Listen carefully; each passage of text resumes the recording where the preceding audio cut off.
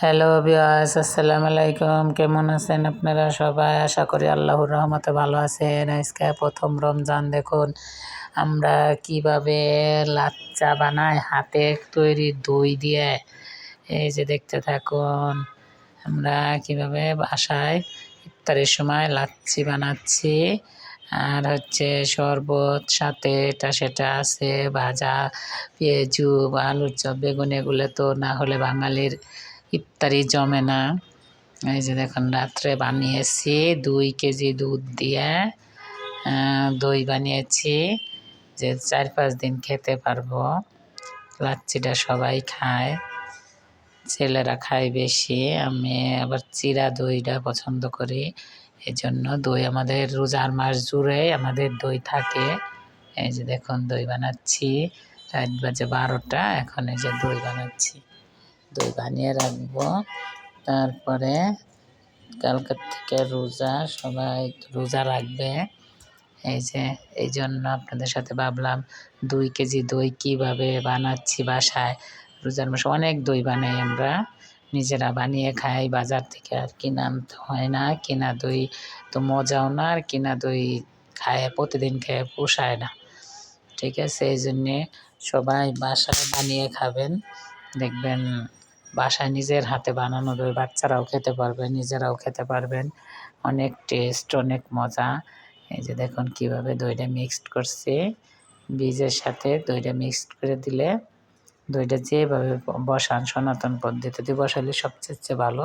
কোনো জ্বালানা যন্ত্রণা কিচ্ছু নাই, কোনো না হওয়ার কোনো চান্স নাই। পারফেক্ট দই। প্লাস্টিকের বাটিতে দেন, স্টিলের বাটিতে দেন, মাটির হাঁড়িতে দেন, যাতে দেন তাতেই দইটা বসবে।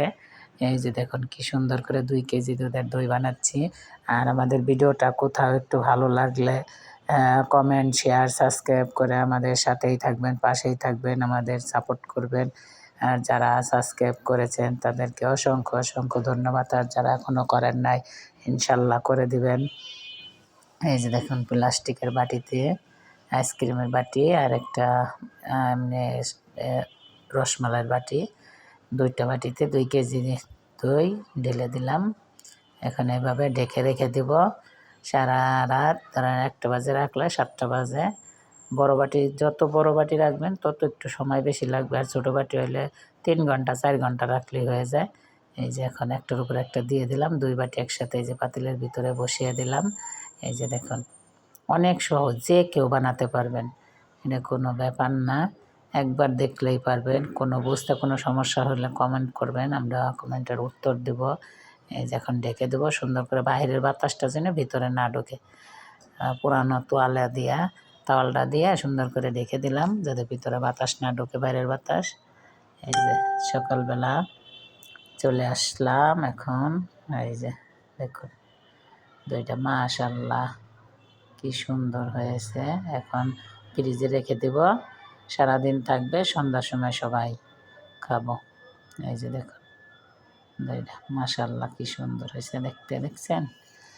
সবাই হাতে বানাতে পারবেন, একবারে সহজভাবেই দেখালাম। আমি অত ঝামেলা বুঝি না, যে আমি যতটুকু পারি আপনারা যেন ততটুকু শিখতে পারেন। খাবারের জিনিস যতটা ভালো হয় সবাই যেন খেতে পারেন। মিষ্টি যে যেমন খান, টক মিষ্টি, কেউ বেশি একটু টক পছন্দ করেন, কেউ একটু মিষ্টি মিষ্টি পছন্দ করেন। চিনি এটা নিজের পছন্দ মতন, এটা কোনো না যে টক দইও খেতে পারেন সবাই। তো টক মিষ্টিটাই দই সবচেয়ে ভালো লাগে, লাচ্ছির জন্য টক মিষ্টিটাই সুন্দর। এই যে দেখুন, এখানে ইফতারের সময় ছেলেকে বানিয়ে দিচ্ছে, আর আমরা চিরা ভিজিয়ে রাখছি, চিরা দিয়ে খাবো, আর মুড়ি দোকানের ছেলেদের দিব। এই যে দেখুন শরবত বানিয়েছি অনেকগুলা শরবত।